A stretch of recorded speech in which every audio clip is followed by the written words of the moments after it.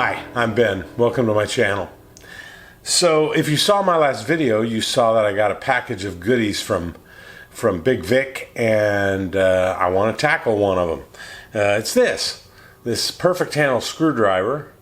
It's bent, so I get to try out the fake, and the wood handles are really a mess, and this thing's a mess. I love it. It's great. But I don't know what this flare is about. Does anybody know what that's about? Gosh, let me know if you know, because it's really weird. It's kind of cool, but odd at the same time. So anyway, this should be fun. So let's get to it.